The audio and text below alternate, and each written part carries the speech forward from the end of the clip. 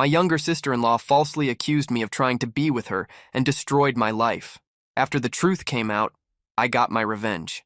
It's strange how quickly life can shift from something beautiful to something suffocating. If someone had told me a year ago that I'd be sitting alone, replaying conversations, wondering which word or glance twisted my fate, I wouldn't have believed them. Back then, everything was in place, steady, simple, and safe. I'd been with my girlfriend for 5 years, since high school. We started dating when I was 19 and she was 18. We weren't some dramatic on-again, off-again couple either. Ours was the kind of relationship people pointed to when they said, "It's still possible." Even our families seemed to fall into that rhythm. Dinners, holidays, road trips. Our lives had blended long before we noticed. We both went to the same university. She studied early childhood education, and I was 2 semesters away from finishing a degree in computer science. To help cover tuition and save for a ring, I had already picked the design. I worked part-time at a small tech startup. The pay wasn't amazing, but it was enough to keep me afloat and put something aside every month. I had almost $4,000 saved. I planned to propose on our anniversary next spring, but none of that mattered now. Her younger sister had always been around. She was a kid when I first met her, loud, always looking for attention, the type to eavesdrop on adult conversations just to insert a comment that didn't make sense. For years, I barely noticed her. She was just my girlfriend's sister. I didn't have a reason to pay attention, until I did. It started small, the kind of things you brush off because you don't want to sound paranoid. Once, she sat a little too close during movie night. Another time, she called me late, saying she accidentally dialed while studying. I didn't think much of it. She had just turned 18, and I figured she was testing boundaries in that annoying, self-centered way teenagers do. But then, during her graduation dinner, she wore this tight red dress and kept finding reasons to brush against me. When I mentioned it to my girlfriend that night, she laughed it off and said, "She's just trying to feel grown up. Ignore her." So I did, until ignoring became impossible. She started messaging me directly, texts that were never overtly inappropriate, but always suggestive. "You looked really good in that shirt today," or "wish you weren't taken." Once she sent a selfie and asked if she looked too grown for prom. I stopped responding. I even told my girlfriend again, this time firmer, but it turned into an argument. She accused me of overreacting and trying to police her sister, said I was being weirdly defensive. After that, I stopped going over to their place unless I absolutely had to. It created tension with her family, especially her mom, who thought I was pulling away, and I guess I was. I just couldn't explain the knot in my stomach every time her sister walked into a room. Things reached a tipping point during a weekend in early November. My girlfriend was out of town for a teaching conference, just Friday to Sunday. That Saturday morning, I got a call from her dad asking if I could help with the gutters. It wasn't unusual. He had some back issues, and I'd helped before. I agreed. When I arrived, the house was quiet. Her dad handed me the tools, thanked me, then left to pick up supplies. Her mom was at work, and she, her sister, was the only one inside. I kept my distance, stayed outside, and tried to finish quickly. But after an hour, I came in to grab water. She was sitting on the counter, barefoot, wearing this oversized shirt that didn't belong to her. It was my girlfriend's. She smiled like she'd been waiting for me. "You don't have to pretend, you know," she said, swinging her legs slowly. "Pretend what?" I asked, not hiding my discomfort. "That you're not curious." I froze, the bottle of water halfway to my mouth. "You need to stop." She slid off the counter and walked toward me. "It's not like I'd tell. I'm legal now." I stepped back. I said stop. Then, without hesitation, she leaned forward and tried to kiss me. I turned away, firmly pushing her shoulders back, not hard, but enough to create space. "What the hell is wrong with you?" She stared for a moment, and something in her face changed. Like she was humiliated? No, angry, furious. She stormed upstairs, slamming her bedroom door behind her. I stood in that kitchen, stunned. My heart was pounding, and not from attraction or nerves, from fear. I grabbed my keys and left without saying another word. I didn't tell her father when he called later asking why I left so suddenly. I didn't tell my girlfriend when she checked in that night. I didn't want to blow it up. I thought, stupidly, that silence would keep the peace. The next morning, everything fell apart. I woke up to 15 missed calls and a dozen texts, all from my girlfriend and her parents. The messages were frantic, accusatory. One just said, "How could you?" Another said, "You disgust me." Then came the calls from unknown numbers. My social media had exploded. Someone had posted a long, teary statement accusing me of preying on a vulnerable young woman and violating her trust while her parents weren't home. Photos followed, blurry pictures of her looking shaken, with what looked like bruises on her wrists. Screenshots of supposed messages I had sent her. Flirty, explicit, damning. Except I hadn't sent a single one. I called my girlfriend. She didn't answer. I texted. Blocked. Within 2 hours, the news had reached my boss. By noon, I was suspended from the startup. My phone buzzed every minute. Some were threats. Others were former friends demanding answers. A few just sent emojis, vomit, knives, flames. I had no words, just silence. And the echo of that slammed door. When you've spent years building trust with someone, the idea that they'd believe the worst version of you without hesitation is a kind of death. Not a loud one, but slow, suffocating, the kind that folds itself into every breath. That morning, I was still trying to make sense of what was happening when the police knocked on my door. 2 officers, neutral expressions, asked if I'd come with them to answer some questions. I asked if I needed a lawyer. They said I wasn't under arrest. Just routine. My mom stood behind me, gripping the edge of the kitchen counter. My dad asked if he could come. They said no. At the station, I sat in a gray-walled room with flickering lights for 6 hours. They read portions of the messages aloud, ones I'd never sent. The tone was mocking, cruel, like they thought I was pretending to be innocent just to save face. I kept repeating the same thing. I never touched her. I never sent those texts. They didn't believe me. They had proof, screenshots, photos, even a short voice memo where I supposedly whispered something disgusting. I told them to check the timestamps, check the metadata. But they said that wasn't their job. Their job was to collect my statement and pass it on. When they finally let me go, my voice was hoarse, my hands shaking. I went home, logged into my accounts.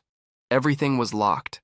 Someone had reported my profiles for abuse, and the platforms had frozen my access. My savings account was flagged. Someone had claimed fraudulent activity, and the bank froze the funds pending investigation. The ring money was gone. Everything I'd worked for, wiped out overnight. Still, part of me thought maybe my girlfriend would come around. Maybe she'd call or text or just show up and ask me to explain. She didn't. Instead, 2 days later, she posted a statement herself, cryptic, but clear enough. To anyone who's asked why I haven't spoken publicly, I've chosen to believe my sister, and I stand by her. That post got over 600 likes and hundreds of comments calling her brave, strong, an example. People shared it, quoted it, turned it into a hashtag. My phone, still buzzing, felt radioactive. I deleted the apps, but people found other ways. Emails, anonymous numbers, even physical mail. One envelope had a printed photo of me from prom years ago. Someone had scribbled "predator" across my eyes in red marker. Only 3 people stood by me. My sister, who threatened to go to their house and make that girl repeat her lie to my face. My roommate, who locked down our apartment's social media presence and set up cameras at our door, just in case. And surprisingly, my ex's cousin, a quiet girl I barely knew who messaged from a throwaway account. "I don't believe her," she wrote. "She's done this before. Not this exact thing. But she likes chaos. Just be careful." That sentence haunted me more than anything.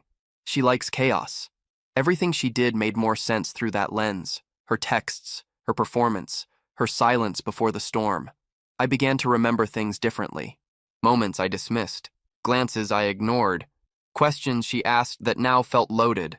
Like the time she asked me, "Do you think people would believe you no matter what?" I'd laughed then. What kind of question is that? Now I understood. After the incident in the kitchen, she hadn't reacted like someone rejected. She reacted like someone exposed, like her plan hadn't gone the way she wanted. And instead of backing down, she doubled down. The bruises in the photos didn't come from me. I hadn't even touched her wrists. But I did remember the towel rack was loose in the downstairs bathroom. If she'd yanked it hard enough, I couldn't sleep. Every creak in the house made me flinch. Every car passing outside felt like it might stop in front of our driveway. I didn't leave the house unless I had to. My parents were kind but unsure. I could see it in their eyes. They didn't say it, but they wondered. And who could blame them? The whole story was absurd, unthinkable. And yet, one night, I found myself scrolling through an old group photo. There we all were, me, my girlfriend, her sister, their parents, smiling at a lake, frozen in happiness. I zoomed in on her sister's face. She wasn't looking at the camera. She was looking at me. The expression wasn't friendly. It was possession. The messages she'd faked were oddly consistent with things I had said before. Phrases she must have remembered from parties. Car rides, text exchanges she'd read over her sister's shoulder. Enough to make the screenshots feel authentic, familiar, twisted echoes of real moments, and I began to feel sick. Because what kind of person plans that? What kind of person decides to destroy someone over rejection? I tried one last time to reach my girlfriend. I sent a voice message, not begging, just stating facts. You know me. You've known me for years. I didn't do this. I'd never do this. Please don't let this lie become permanent. No response. Later that night, my roommate found the message posted anonymously in a gossip forum with the caption, "Look how he tries to guilt her even now." The replies were brutal. Classic manipulator. Crocodile tears. Lock him up already. By the end of the week, I stopped checking. There was nothing left to say. I was still in my room when I heard my mom call my name, her voice tight, unfamiliar. When I opened the door, she was holding a folded paper, her hand shaking. "They served it," she said, eyes avoiding mine. "You've been formally charged." It was all there in black and white. Formal accusation of harassment and attempted assault. Filed, signed, real. The words blurred. My knees buckled, and I sat down hard on the bottom stair. I stared at the document like it was written in a language I couldn't translate. Even though I had prepared myself for this, at least mentally, it felt like a punch I hadn't braced for. That night I didn't sleep. Again. I sat on the edge of my bed trying to piece together what had happened, step by step. How one moment in a kitchen spiraled into this. The next morning, I met the lawyer my parents had found. He was direct, blunt. "You need to understand what you're facing," he said. "This isn't just about a misunderstanding. She's filed a sworn statement. There are digital messages, photos, an audio clip, and a medical note from her visit to urgent care. You're looking at a serious charge." I asked him how someone could fake all of that. He exhaled through his nose. "People can fake more than you'd believe. But convincing a judge or jury? That's the mountain we're climbing." My court date was set 3 weeks out. Until then, I was to comply with the temporary restrictions. No contact with her, her family, or anyone directly involved. I was also barred from campus, effective immediately. That same day, I received an official notice from the university. Pending the investigation, I was suspended. My student access was revoked. I packed my things from the dorm that night. My roommate helped. We barely spoke. Every time he tried, I just nodded or shrugged. What could I say? News spreads fast on campus. By the next morning, friends I'd known for years had ghosted me. Some unfollowed me publicly. Others posted vague messages. "Believe victims. Protect our girls." One guy I thought was close blocked me altogether. The silence of those who mattered felt louder than the noise of strangers. I tried not to Google myself, but of course I did. Posts, threads, entire comment chains dissecting my face, my behavior, my high school photos. People twisted memories into motives. A girl from freshman year claimed I always gave off weird vibes. Someone else said they remembered a time I lingered too long at a party. It was like I had become a character in a story none of them actually knew. Then came the call from the startup. They were letting me go, immediately. Given the nature of the allegations, they said, "We can't continue the relationship." I didn't even try to argue. I checked my bank account again, still frozen. That was the day I knew I'd lost everything I had worked for.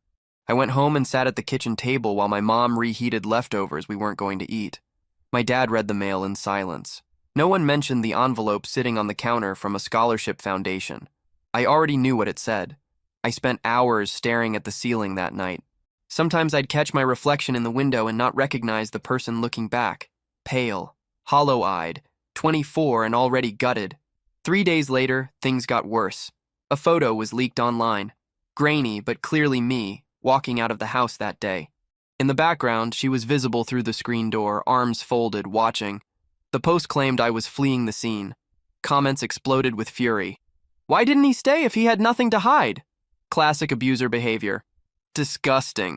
It didn't matter that I'd left to avoid a confrontation, that I hadn't touched her.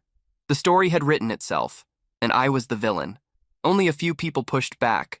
My sister, posting carefully worded updates. My ex's cousin, who messaged again, saying, "I'm scared she'll hurt someone else if she gets away with this." Then something shifted. I was in the living room scrolling through old texts to ground myself in something real when I noticed a message from months ago. From her. A photo she sent from a beach trip. I'd barely glanced at it at the time. But the timestamp was strange. Earlier than when she claimed we'd started talking privately. I forwarded it to my lawyer. He replied within an hour. "Don't delete anything. I'm getting a forensic expert." It was the first moment I felt a flicker of something I hadn't in weeks. Control. Maybe small, maybe meaningless, but real. It's hard to explain how fast everything unravels once you're branded something you're not. You don't lose things one by one. They fall away all at once. Your reputation, your stability, your future. Like a trapdoor opening beneath you. I used to walk across campus feeling invisible in the best way. Just another guy in a hoodie with headphones and a backpack. Now, I couldn't walk 5 steps in public without feeling like people were staring, whispering, recognizing me from some post or thread. Except I wasn't on campus anymore. I wasn't anywhere, really. Just stuck. The university's decision came in the form of a brief email. I was permanently expelled. No hearing, no appeal. They cited protecting the community and maintaining campus safety. It didn't matter that nothing had been proven. The accusation was enough. My scholarships were revoked. That part stung worse than I expected. I'd worked for those. Hours of unpaid internships, essays, perfect GPA. Gone. The money I had saved for the ring never got unfrozen. Between legal fees and account restrictions, I couldn't even afford gas most weeks. My parents tried to help, but their support came with glances. Questions they didn't ask out loud. My dad suggested I take a break from everything and lay low until it passes. My mom hovered, watching me eat, sleep, breathe, like I was a glass about to crack. My friends vanished. No texts, no calls. Even the ones who had known me since high school, people I trusted, stayed quiet. I couldn't blame them, really. Who wants to publicly align themselves with someone accused of what I'd been accused of? The worst part was reading their silence. The way some of them still liked her posts. The way no one, absolutely no one, asked for my side. It got so bad that I started questioning my own memory. Did I look at her too long at that graduation dinner? Did I say something I didn't mean? Something she twisted into intent? Was there any version of the story where I made this happen? No, I knew the truth. I knew it with every cell in my body. And yet, the longer I stayed in that house, the more I felt like a shadow. I couldn't sleep, couldn't eat. I'd sit up until 4 in the morning, just refreshing pages, reading what people said about me. One night, I came across a post where someone speculated that I had paid people to defend me online. Another said I probably had a burner account to stalk her. I closed the laptop and stared at the wall until sunrise. My lawyer was doing what he could, but everything moved slowly. The forensic expert was working on analyzing the messages, trying to prove manipulation or fabrication, but that could take weeks. Meanwhile, the court of public opinion had already delivered its verdict. Then came the job loss. It wasn't official yet, but the HR rep from the startup finally called me directly. She kept her voice cold, polite.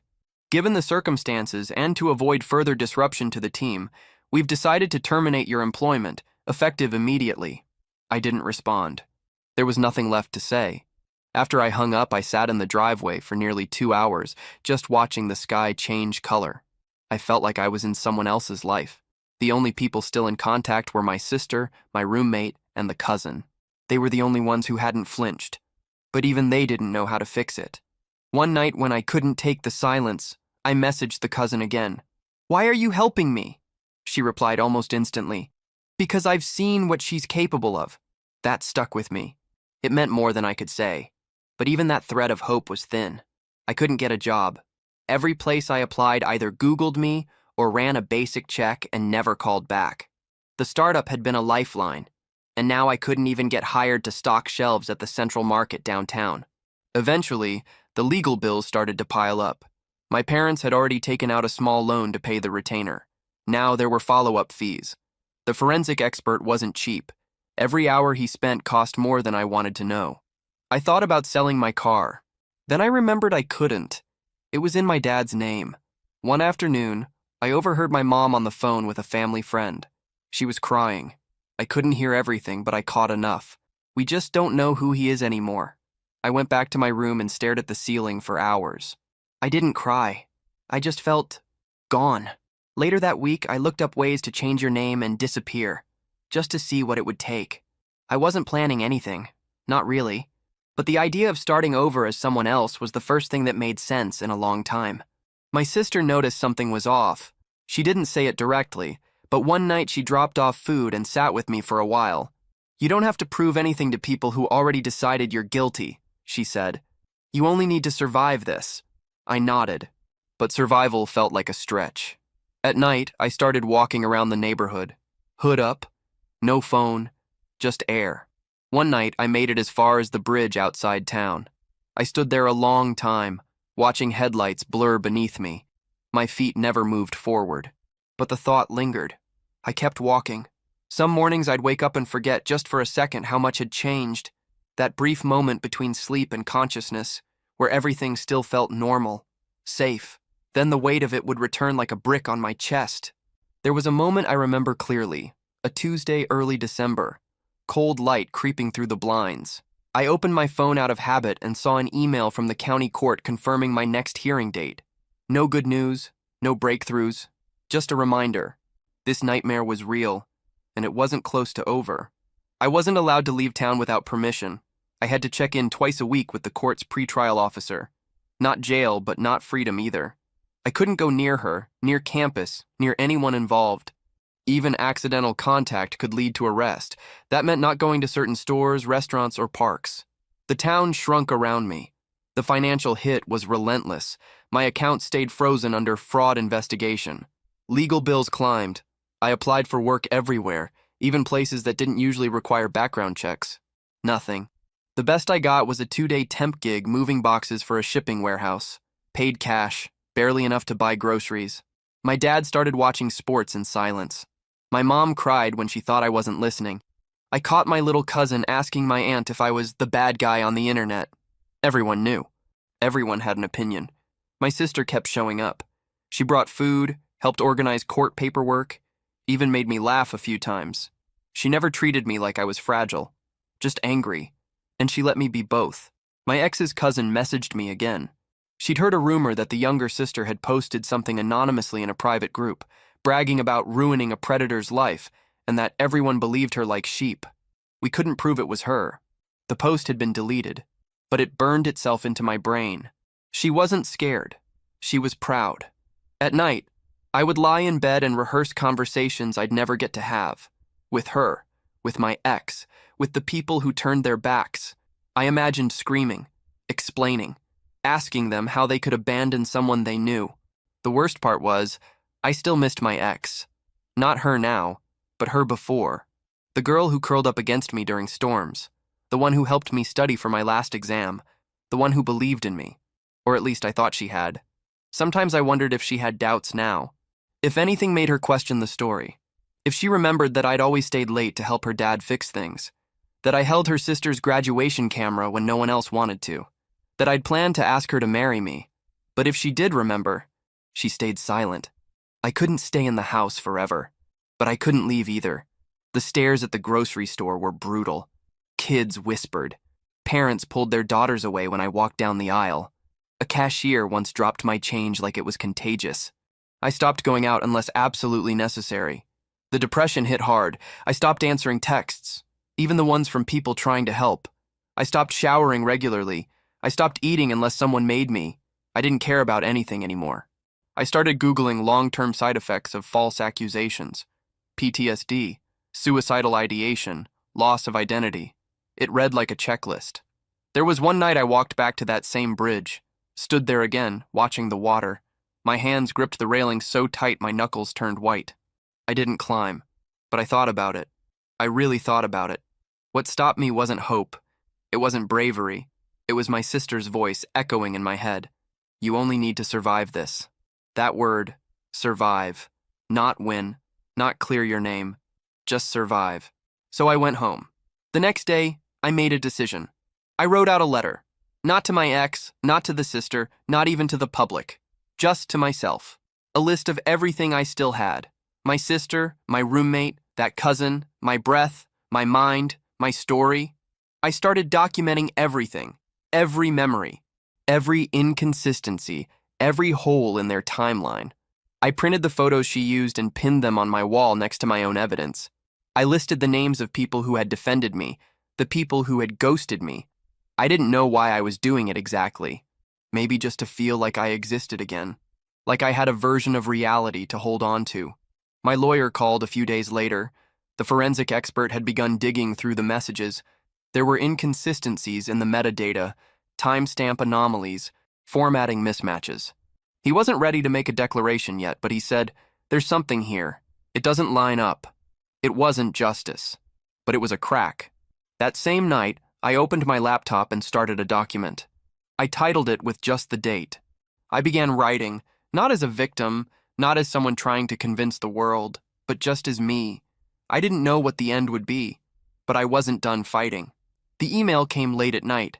I was lying in bed, laptop dimmed, just scrolling through the same pages I'd read 100 times, legal forums, wrongful accusation blogs, message boards that mostly devolved into arguments.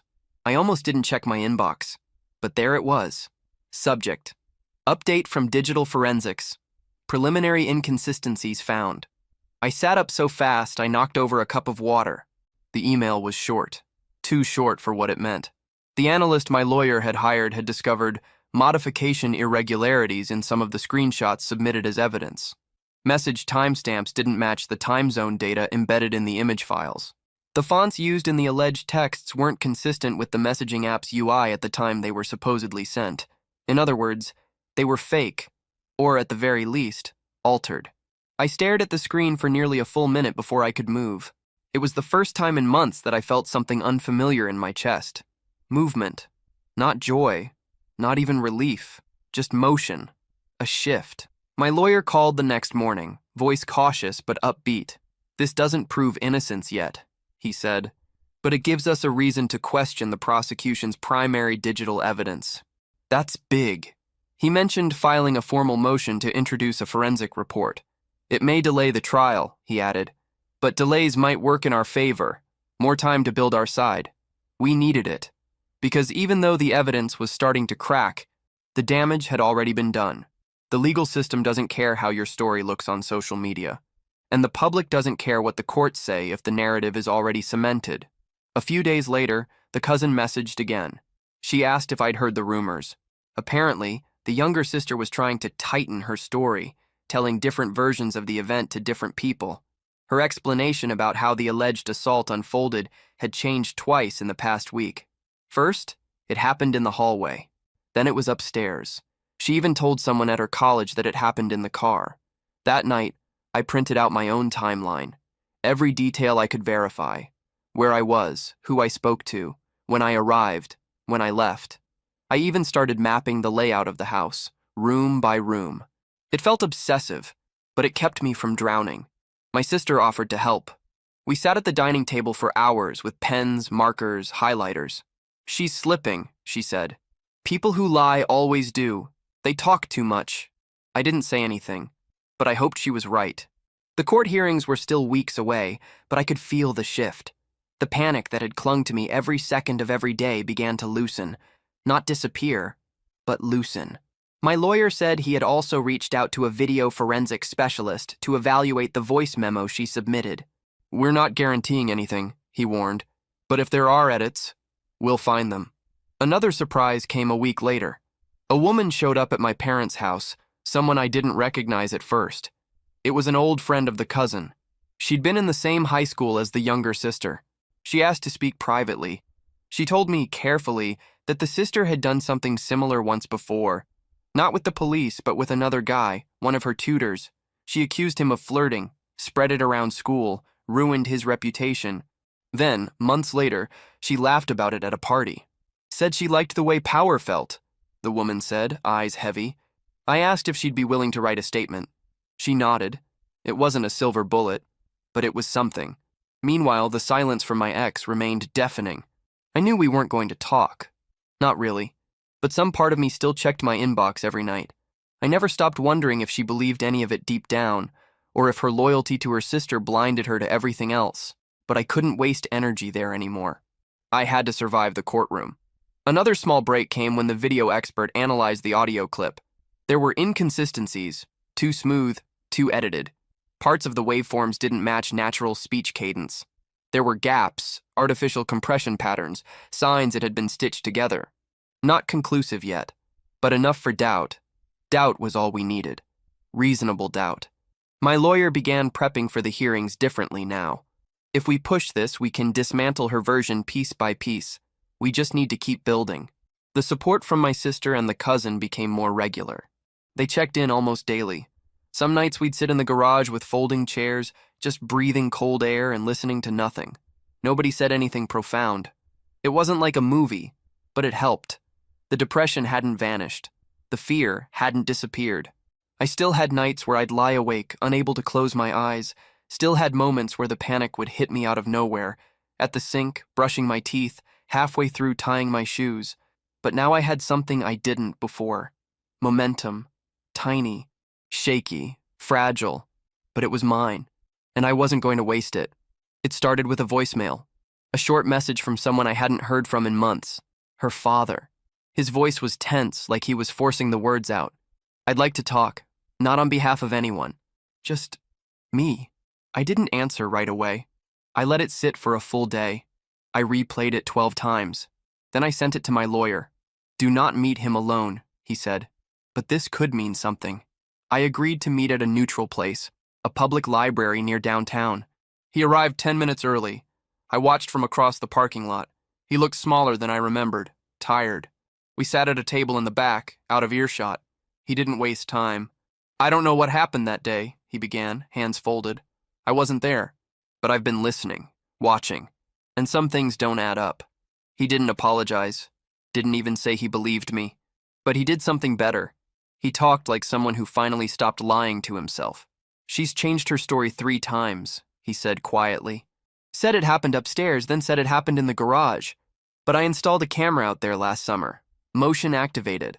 I forgot about it until last week. My heart stopped. He leaned in. The feed's stored to a private drive. I checked. It still works. I didn't breathe for a full 5 seconds. And, I asked, voice barely above a whisper, you left the house before she claimed anything happened. You walked out alone. She followed, and she didn't have a mark on her. My chest tightened. I'm not here to fix what she broke, he said, but I can't stay silent anymore. That same day, he contacted my lawyer and turned over the footage. The camera showed me leaving the house exactly at 12:37 p.m., alone, no hesitation. She followed less than a minute later, clearly agitated, arguing with someone off-screen. She wasn't crying, wasn't shaking. No bruises, no panic, just anger. When my lawyer reviewed the footage, he said nothing at first. Then, this is your spine. This holds everything together. The legal team filed a motion to introduce the footage into evidence. The prosecution tried to block it, claimed it was incomplete context and possibly manipulated.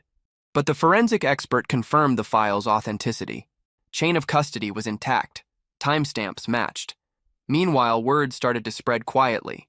Her cousin passed along whispers, friends beginning to doubt. A few even unfollowed the sister on social media. Someone posted a vague message. Not everything is as it seems. She replied in the comments, anyone who sides with abusers can unfollow me too. But the tone had shifted. No more applause, no flood of likes, just silence. Then came her second mistake. In a supplemental statement filed with the court, she claimed I'd sent her another message, recent, threatening. The problem? It was sent from an account that had been deactivated for over 2 months. My lawyer cross-referenced login records. I hadn't accessed that platform since the suspension. The forensic analyst found more. The screenshot of the message had inconsistent pixelation, layered text. It was digitally forged. We submitted a rebuttal. The prosecution, blindsided, began to falter. They requested more time, but the judge was firm. The trial date remained. And then came the final crack. That same woman, the cousin's old friend, agreed to give a sworn statement about the tutor incident. Her affidavit detailed how the sister had fabricated a similar accusation in high school. No police were involved that time, but the school investigated quietly. The tutor was reassigned. Nothing formal ever came of it, but the pattern was undeniable. My defense team assembled everything: the inconsistencies in her testimony, the forged messages, the untouched footage, the prior behavior. It was a fragile structure, but it was real, tangible, a picture of truth drawn in small, steady strokes. Still, I wasn't celebrating. I sat alone in my room the night before the trial and watched the video on repeat, not because I needed to see it, but because I needed to remember who I was when I walked out that door. I had done nothing wrong, but proving it to the world had become my burden. The next morning, I put on the only suit I still had, the one I wore to my cousin's wedding last year. It didn't fit the same. I didn't either. The courthouse was packed. Local media had shown up. There were whispers, flashes, people pointing. I kept my eyes down and walked straight ahead. Inside, I sat at the defense table, hands folded, trying not to shake. The prosecutor cleared her throat, stood, and said the words I'd been waiting to hear for months. "Your Honor, the state is prepared to proceed." The courtroom felt colder than I expected. Not just from the air conditioning, something deeper. A quiet hostility in the walls, in the way people glanced sideways, in the nervous clicks of pens and shifting chairs. Day one of the trial. I sat at the defense table, trying not to grip the edge too tightly. My lawyer whispered instructions. Stay neutral. Don't react. Let the facts do the work. The prosecution began with an opening statement that felt rehearsed, emotional, calculated. They spoke about trust, power, betrayal. They painted a version of me that made my skin crawl. The room leaned in. The jury watched me carefully, not with anger, but curiosity, like they were trying to decode what kind of person I was. Then they called her. She walked in wearing soft colors, hair pulled back, a trembling hand clutching a tissue. It was all performance, but a convincing one. She sniffled before answering the first question. Her voice cracked in all the right places. When asked to describe the incident, she looked down, as if reliving a trauma. She repeated her story, this version placing the event in the hallway, claiming I'd cornered her when no one else was home. She cried. The courtroom was silent. She described my aggressive tone, said she felt trapped, that I had touched her wrist, roughly, that she had bruises. She said she was afraid to speak out because I was so close to her family, that she had screenshots of flirty messages, that I'd threatened her after the fact. Then she looked at the jury and said, "I just want to feel safe again." I could feel their eyes on me. She stepped down slowly. Her lawyer helped her off the stand. There was a buzz in the air, the kind of hush that comes after a funeral. My lawyer leaned toward me. "It's her high note. Let her have it. Now we dismantle it." The second day, we began to push back. First, the forensic analyst. Calm, methodical. He walked through how the screenshots had been altered, showed the timestamp inconsistencies, explained how metadata didn't match the alleged dates. "These images do not originate from the device or account they claim to," he said clearly. Then came the audio expert. He pointed out the editing artifacts in the voice memo. There are clear digital seams, cuts and splices consistent with fabrication. Still, the prosecution pushed. They claimed it didn't matter how the evidence was formatted, that victims don't always remember details perfectly, that trauma can scramble facts. Then we called her cousin. She was nervous but steady. She described the younger sister's history of attention-seeking, her tendency to twist stories. "She likes to feel like she's the center of everything," she said. She once bragged about making a teacher cry. The jury listened, but it was the fourth day that changed everything. The brother of her old friend flew in from out of state. He'd never met me before, had no reason to lie. He told the jury about how, in high school, she accused him of stalking her after he rejected her at a party, how his school investigated, how it nearly cost him his scholarship, and how she laughed about it 6 months later. "She said people will believe anything if you look like you've been hurt," he said flatly. Her lawyer objected, claimed it was hearsay. The judge allowed the testimony, citing character relevance due to a pattern of behavior. And then we showed the footage. My lawyer paused before hitting play. This is the timestamp security video from the family's garage, collected independently by the father of the accuser. It showed me leaving. No hesitation, no struggle. Just walking out the door, keys in hand. Then her, a full minute later. Calm. Unmarked. No signs of fear. Just annoyed. Irritated, she kicked the door frame on her way out. When the video ended, the courtroom was completely still. For the first time, I looked at the jury. Their expressions had shifted. Not pity, something else. Calculation, doubt. The prosecution tried to regroup, called a psychologist to testify about trauma response, saying victims don't always present consistently. But it was too late. The inconsistencies were too large, the evidence too clear. Outside, the media started to change its tone. A local journalist wrote a neutral piece titled, "Accusers' Claims Face Digital Doubt." It was the first headline in months that didn't call me a monster. The next morning, her father didn't sit with her family. Instead, he sat in the back row, alone. My lawyer whispered, "They know it's slipping." Still, I didn't relax. Not yet. The judge had been clear. Both sides would finish presenting before any verdict. And trials don't end cleanly.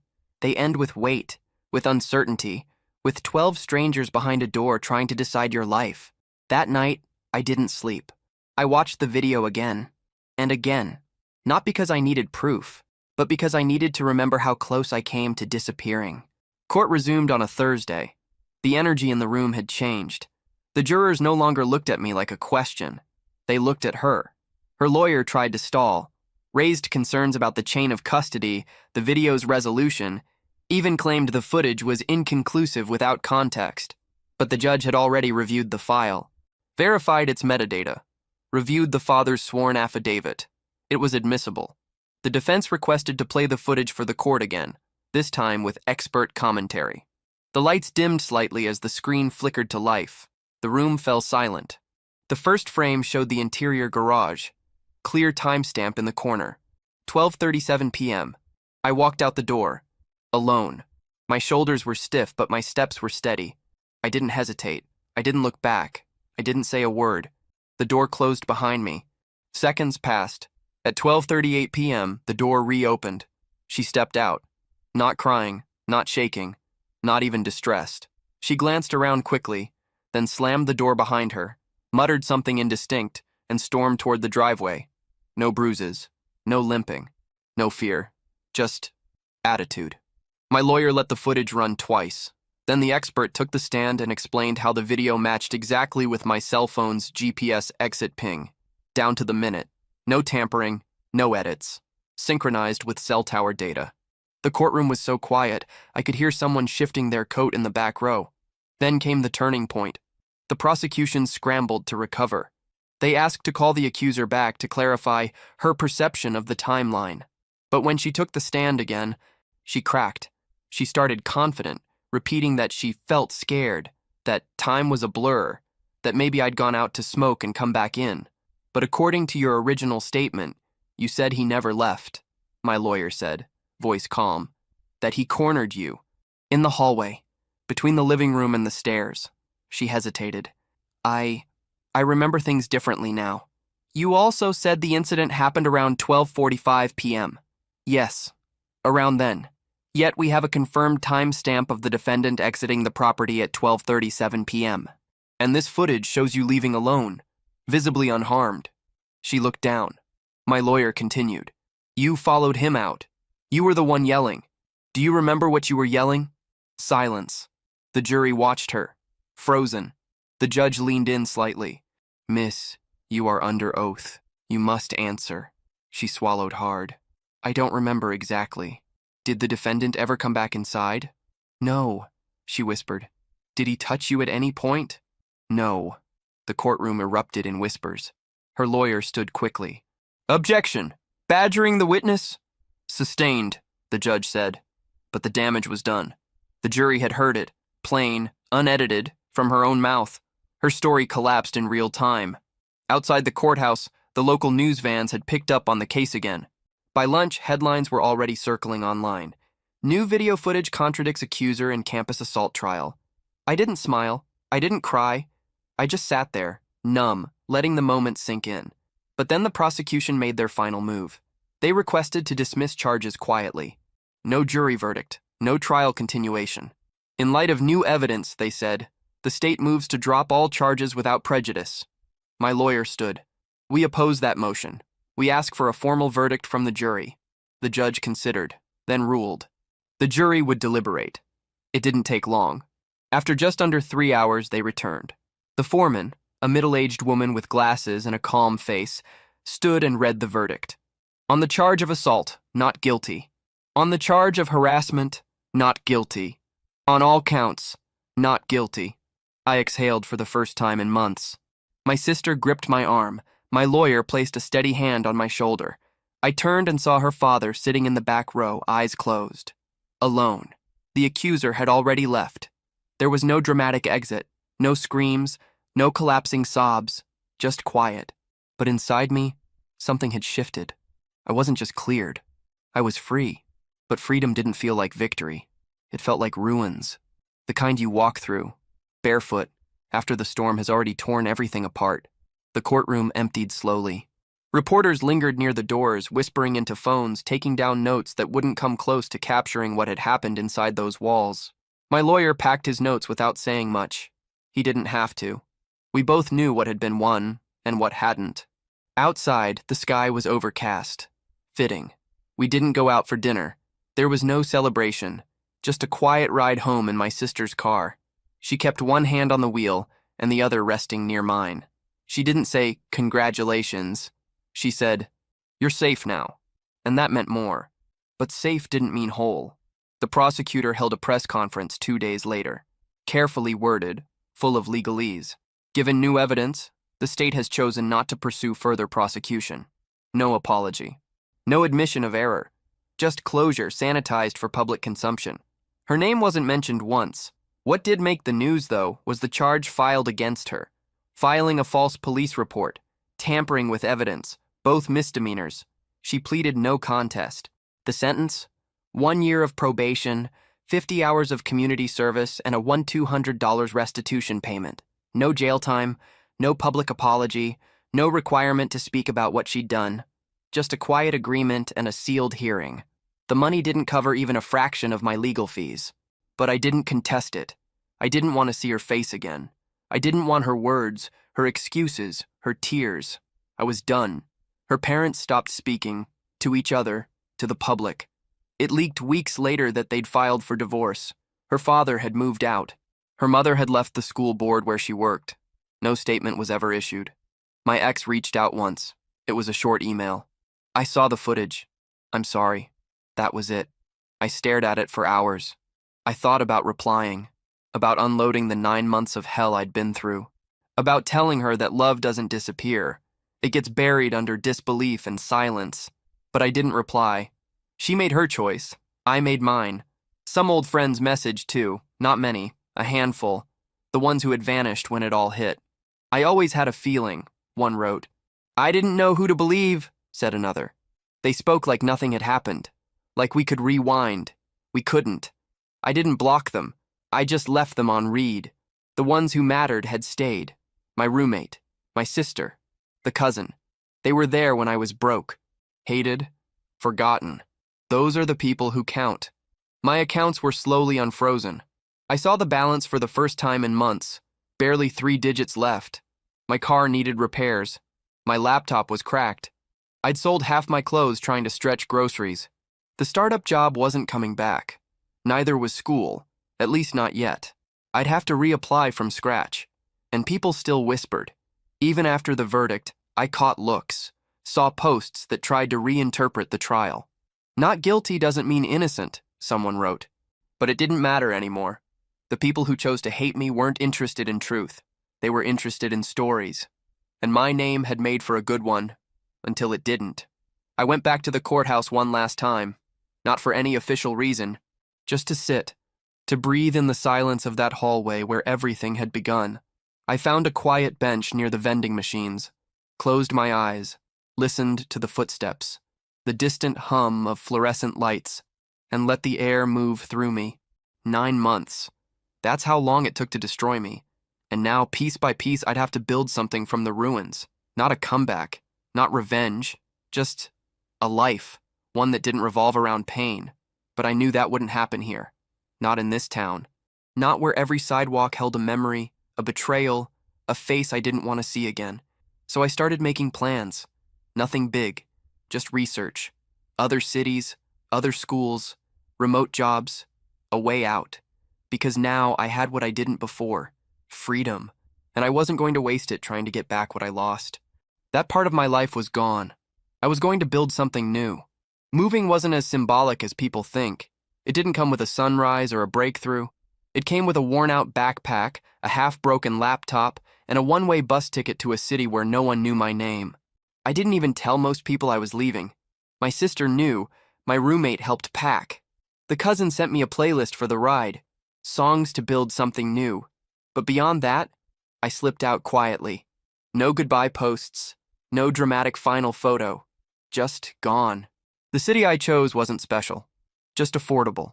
A mid-sized place with a decent community college and a late-night warehouse job that paid $12 an hour under the table. I rented a room in a shared house near the train tracks. The walls were thin. The heater rattled. My window faced a brick wall. It didn't matter. It was mine. Every night after work, I came home with sore legs, hands red from cold and cardboard dust. I'd shower, eat cheap pasta, and spend an hour reading course material online. I wasn't enrolled yet. I couldn't afford it, but I wanted to be ready. When the time came, I'd go back better prepared. My new life was small, uneventful, but quiet. No one here knew what happened. I didn't have to dodge glances or whisper apologies I didn't owe. When people asked where I was from, I lied. Not to hide, just to protect the fragile distance I'd built between me and the person I used to be. Debt followed me, of course. My parents couldn't help anymore. I stopped checking the balance of what I owed in legal fees and student loans. The numbers felt abstract, too big to fight, too constant to fear. I made minimum payments when I could. Let the rest drift in the background. There were no friends here, at least not yet. Just coworkers who smoked outside during breaks, asking where I got my boots or what I thought of the night manager. I kept my answers short. Not rude, just careful. Trust had become a slow thing. Some nights I still woke up shaking. Flashbacks to the interrogation room. The look on her face in court. The emptiness in my girlfriend's eyes. I'd sit up, sweating, heart racing, and remind myself, it's over. You're safe. You're here now. I wrote a lot. Not for anyone. Just for myself. Pages and pages of what I remembered, what I felt, what I feared. I wasn't writing to forgive. I wasn't writing to heal. I just needed to get it out of my head so I could breathe again. One night, I wrote the sentence, I am not what they said I was, and I stared at it for a long time. That simple, that hard. Somewhere between week 6 and 7, I got an acceptance letter from the local university. Conditional admission. I'd have to attend part-time. Pay up front. No scholarships. No safety nets. I said yes anyway. I took out another small loan, this one co-signed by my sister. I promised her I'd never miss a payment. She just said, don't worry about the money. Just keep moving. Classes were hard. My brain felt slower, rusted, like a machine that hadn't been used in too long. But I forced myself to focus. Late-night lectures on algorithms, video walkthroughs, discussion boards where no one knew what I'd survived. I wasn't at the top of the class, but I wasn't drowning. For the first time in a long time, I was just living. And some days that was enough. I still kept in touch with the cousin. She never asked for updates, just sent things, articles about people who'd been falsely accused and survived, memes, songs, reminders that she was still in my corner. I didn't tell her everything. Not about the nightmares, not about the bridge I'd stood on, but I thanked her every time. Because without her, without my sister, without a handful of people who never left, I wouldn't have made it here. I never filed a civil suit against my accuser. Part of me wanted to.